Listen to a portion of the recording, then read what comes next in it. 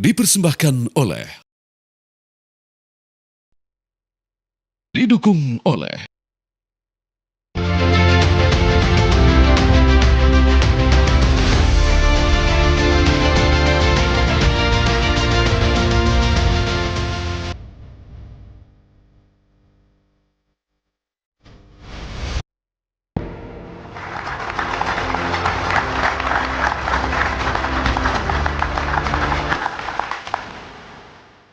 Selamat malam, Anda menyaksikan Catatan Demokrasi. Ini sudah 1 hari pelatih Sintayong sudah tidak lagi mengemban tugas untuk memegang skuad Garuda karena kemarin secara tegas, lugas, dan juga jelas pernyataan dari Ketua Umum PSSI Erick Thohir yang menyatakan kerjasama antara PSSI dan juga Sintayong sudah berakhir.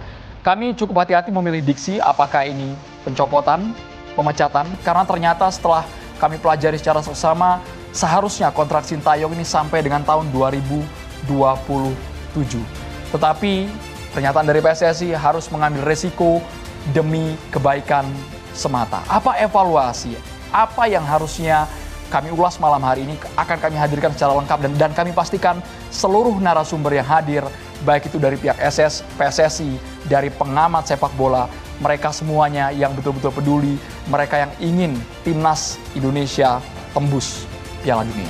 Itu dia, kita semua ingin timnas Indonesia tembus Piala Dunia, meskipun kalau kita lihat di media sosial Anda dan juga pemirsa, Hari Patah Hati Nasional pada saat kemudian Erick Thohir mengumumkan pencopotan maupun pemecatan terhadap STY. Apa yang sebenarnya diinginkan oleh publik? Apakah kemudian keputusan dari PSSI ini kemudian juga sudah sesuai dengan apa tujuan dari PSSI? Kita akan bahas tuntas dalam hari ini bersama dengan narasumber kita yang semuanya tentu menginginkan Garuda maju di Piala Dunia. Sesuai dengan konsep kita pada malam hari ini, kita ingin Studionya semuanya baru. Kemudian juga hadir dengan lebih segar malam hari ini sesuai dengan studio kita yang baru dan juga Andromeda yang tampil elegan. Terima kasih banyak dari BHS dengan batik Jacquard yang dipakai Maria dan saya. Sekali lagi kami juga menghadirkan teman-teman mahasiswa dan juga para pendukung, pecinta, supporter timnas. Boleh tepuk tangannya untuk Mas Diki Terima Sumarno dan kasih juga teman-teman. sudah hadir para pecinta timnas dan juga dari mahasiswa Universitas Al-Azhar Jakarta. Langsung saja kami perkenalkan satu persatu narasumber kami. Kita ingin minta penjelasan secara jelas dan juga detail langsung dari anggota Exco PSSI, Bang Arya Sinulinga. Selamat malam. Assalamualaikum. Malam, Bang Arya. Selamat malam. Malam, Bang. Kita cek ombak dulu, Bang Arya ya. Oke, Bang. Kita cek audio dulu, Bang Arya. Makanya pertama saya diminta ya. Media sosial aman, Bang? Hah? Media sosial aman, Bang? Banyak. Bahkan tadi ada nomor saya mulai disebar-sebar. Oke. Mudah-mudahan dengan proses ini sepak bola kita sehat, tidak ada lagi yang seperti ini. Tapi kami berharap malam hari ini Bang Arya Sinulinga bisa betul-betul buka-bukaan, bahasanya tidak juga normatif sehingga publik jelas, Bang. Ada alasan yang rasional yang bisa diterima oleh publik kita. Jutaan pecinta sepak bola di tanah air. Tapi ditahan dulu, Bang Arya. Kita perkenalkan dulu yang lain juga, Bang Arya. Kita simpan dulu yang kami juga ingin menghadirkan di sebelah Bang Arya Sinulinga yang namanya kami miris sebenarnya, selalu dikait-kaitkan dengan STY, bahkan dengan pencopotan STY namanya dikait-kaitkan. Apa hubungannya Thohir dengan STY? Thohir sebagai pihak outsider dari luar hanya mengomentari, mengkritik, tapi ternyata dianggap memiliki peran. Bung Tommy Welly, pengamat sepak bola, selamat malam. Selamat malam, Thohir. Yang katanya mafia. Oh ya mafia katanya. Mafia bola Baik. katanya. Kami juga menghadirkan Bang Effendi Ghazali. Selamat malam, Bang Ege. Ya. Cuma disebut sebagai pencinta sepak bola. Pecinta sepak bola. Buktikan cintanya tidak pernah selesai. Postingan Bang Effendi Ghazali terakhir, seingat kami di media sosial, bersalaman, berpelukan dengan Sintayong, dan juga ada sebuah caption, saya juga salah. Oh iya, itu. Itu dia, kita minta penjelasan Ya, tuh nanti ya, dijelaskan Bang ya. Saya juga salah. Apalagi Oke. Exco sebetulnya gitu. Dan juga kami perkenalkan sudah hadir bersama dengan kami semua pengamat sepak bola, Bang Akmal Barhali. Selamat malam, Bang. Selamat malam, salam sepak bola, semangat terus. Waduh, ramai juga kemarin komentar netizen soal Bang Akmal di Catatan Demokrasi kemarin. Saya antara tega nggak tega, Bang, lihat media sosial, Tapi hari banyak ini orang-orang saya- yang kabarnya mau nge-hack Anda, yang memburu alamat Bang Akmal juga kabarnya. Korban berikut ya katanya. Saya tungguin malah. Saya tungguin kalau ada yang mau nge-hack gitu. Wede. Nah, dan hari ini saya bukan pengamat sepak bola, saya koordinator Save Our Soccer. Karena pengamat sepak bola harus bisa main bola. Baik. Netizen minta seperti itu. Terima kasih banyak Bang Amal. Terima kasih Bang Pak Amal. Ali. Dan juga hadir pula bersama dengan kami ada Bung Andi Bahtiar Yusuf. Selamat malam Bung. Selamat malam. Sama sih, pengamat Pengamat sepak bola harus kita. ada sertifikasinya. Jadi saya penganut aja. Penganut sepak bola. Mantap, kita berikan tepuk tangan untuk seluruh narasumber kami. Dan juga masih ada satu kursi kosong, langsung saja kalau begitu kita undang untuk maju bersama dengan kita semua. Ini dia Bung Rahim Sokasi, tokoh sepak bola nasional. Selamat malam Bung. Monggo silahkan. Terima kasih sudah hadir. Terima kasih banyak Silakan, Pak Rahim Sokasa, tokoh legenda sepak bola kita. Tapi kita boleh ke Bung Tommy Welly terlebih dahulu. Yang pertama, Bung Tommy Welly, kami ingin komentar PSSI dulu. karena nama Bung Toel kami juga heran Bang. Saya dan juga Maria merasa selalu dikait-kaitkan. Kenapa TV One mengundang Tommy Welly? Kapasitasnya di mana? Kompetensinya apa sih? Kenapa setiap ada STY main, STY ketika pertandingan mungkin menang ataupun kalah, Toel selalu kesannya ini sentimen pribadi nggak sih? Kok apa-apa salah di mata Toel? Enggak. Makanya saya heran gitu loh. Masyarakat kita, masyarakat bola kita, kan yang muji-muji STY banyak ya.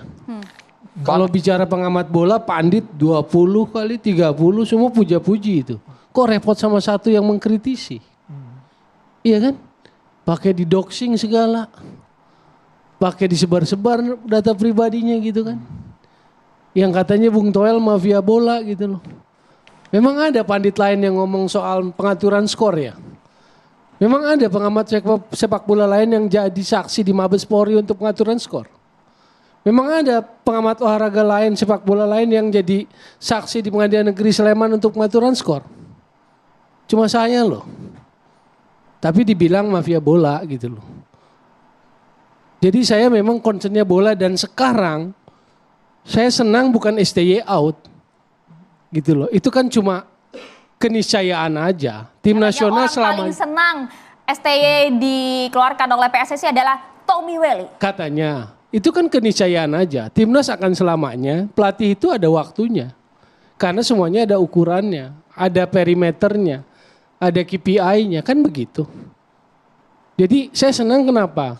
Karena kemarin penjelasannya kita bicara bola lagi. Bicara bola lagi loh. Tentang taktikal, tentang komunikasi, tentang implementasi, tentang timnas kita loh. Jadi yang dibelain timnas kitanya gitu loh. Loh kenapa sekarang sampai sebegitunya, sampai terbelah di jagat bola kita, di publik bola kita nggak sehat. Karena selama ini kita ngomong nggak jujur. Karena Sinteyong ini nggak polos-polos aja sebagai sportsmanship seorang pelatih kalau dari sudut saya. Karena di belakangnya ada agensi-agensi yang membackup dia. Dari sisi apa? Komunikasi di media sosial. Kalau enggak buat apa orang ngedoxing saya? Kalau enggak buat apa orang nyerang saya di media sosial? Jadi ada itu yang namanya influencer, buzzer, dan sekarang sepak bola kita perilakunya enggak sehat, sakit. Tapi kemarin konferensi pers itu saya senang karena apa? Karena bicara bola lagi. Objektivitasnya coba dinaikkan lagi gitu loh. Walaupun kalau dari sudut pandang saya udah lihat kapasitasnya mentok waktu Piala Asia. Jadi waktu itu saya udah bilang nggak usah diperpanjang. Walaupun PSSI tetap perpanjang kan. Tapi ya itu hak PSSI. Karena statuta mengatakan yang kelola sepak bola Indonesia termasuk timnas adalah PSSI. Oleh siapa? Oleh Exco kan begitu. Jadi posisi kita sebagai apa? Sebagai pengamat yang mengingatkan kalau mau diingatkan kan begitu. Mengkritisi kalau mau dengar, kalau nggak didengar ya sudah juga nggak apa-apa kan. Kita hanya mau berbagi, share pengetahuan, experience kita tentang bola gitu loh. Tapi apa yang terjadi? Kan semuanya dibalikin tuh. Ada yang bergerak, Toel mafia bola, Toel apalagi tukang titip pemain gitu. Kan nggak ada satupun yang bisa dibuktiin. Berani datang ke sini. Makanya ada nggak pandit lain, makanya saya nggak mau ngomong pandit sekarang, malu. Mendingan bandit aja, karena apa? Nggak ada satupun, kan mereka semua cuma bicara tentang STY. Orang bilang Toel cuma bicara tentang STY, enggak. Saya jadi saksi pengaturan skor di Mabes Polri. Saya jadi saksi di pengadilan negeri. Saya langsung terlibat. Tapi nggak ada satupun sentimen pribadi ya terhadap Buat STY, Bung? apa? Buat apa? Oke lah, saya nggak sesenior Pak Rahim di sepak bola. Tapi saya cukup lama juga geluti sepak bola. Buat apa pribadi? Oke. Maksud kami kalau based on data Bang, karena sekarang kan publik membuka lembaran semenjak dipegang STY Indonesia melesat peringkatnya dari 173 ke 125. Peningkatan yang sangat drastis. Makanya harus insight, banyak faktor. Lihat pertandingan-pertandingannya. Bahwa itu terjadi dalam kurun 5 tahun, iya. Tapi apakah cuma itu yang menjadi indeks? Kan nggak perlu itu juga. Kualitas permainan. Sekarang kalau kita kasih satu pertanyaan dasar, filosofis. Apa warisan STY buat sepak bola kita? Apa? Fundamental. Dia nggak bangun fundamental sepak bola kita. Karena memang bukan tugasnya. Tapi kan itu yang disebar-sebarkan kan. Jadi beritanya bias. Apa yang dibangun sekarang saya tanya? Warisannya apa? Kalau kita filosofi olahraga, warisan olahraga adalah persahabatan. Apakah saat ini terjadi persahabatan itu? Enggak dong, kalau kita lihat di jagat maya. Bahkan sampai ketika saya merasa bahwa sebagai orang olahraga, sebagai insan olahraga, bahwa kemarin pernyataan-pernyataannya adalah kembali pada track sepak bola, kan tetap tuh berkeliaran. Bahkan pelatih yang kita nggak tahu pun bakal siapa karena belum diumumkan tanggal 11, kan sudah mulai isu-isu kampanye negatifnya kan. Jadi kita nggak sehat. Kita bukan orang olahraga kalau kayak gini. Makanya saya sempat bilang, sportsmanship-nya mana? Saya kritik Sinteyong. Itu bukan pribadi. Sportsmanship sepak bola apa? Respect, value, sportif, fair play, kan begitu, unity. Kalau dia orang sepak bola dan sebagai pelatih tim nasional, posisi tinggi, tokoh sentral dalam sebuah negara, dia lihat perpecahan, dia harus terganggu secara moralnya. Ini kan enggak. Kenapa? Karena itu bagian dari backup agensinya. Kan kalau mau kita buka kan itu. Kalau enggak ngapain repot-repot nyerang Akmal, ngapain repot-repot nyerang Toel, yang 20 lain puja-puji, satu orang kritik abaikan aja kalau nggak penting kan. Kok yang satu orang dikejar gitu loh. Oke. Kita boleh ke Bang Andi Bakhtiar. Berarti kadarnya Bung Toel, kalau klaim Bung Toel ini kadarnya murni untuk kemajuan sepak bola, tidak ada sentimen pribadi setelah STY out dari timnas Garuda. Kalau saya, ya terima kasih nih kesempatannya. Saya sebetulnya menyayangkan kemendadakan ini sih. Ketika 2 hari lalu tiba-tiba ada tweet dari salah seorang exco yang bilang bahwa kalian selamat jalan, terima kasih, bla bla bla. Saya pikir ini cuma main-main doang nih. Lagi ngetes pasar, ngecek ributan lagi tadi agensi kalau kata Bung Toel bilang. Tapi kemudian ketika sehari kemudian preskon dan betulan terjadi, sebenarnya saya cukup kaget karena saya pikir bahwa baru bulan Juni kemarin diperpanjang sampai 2027, lalu terus tiba-tiba dipotong gitu aja. Dan kemudian ya artinya kan perencanaannya pasti nggak 1 hari 2 hari kan. Dan memang argumennya adalah kita masih akan bertanding bulan Maret, kita masih punya waktu sekitar 2 bulan. Tapi menurut saya tetap aja sangat mendadak gitu.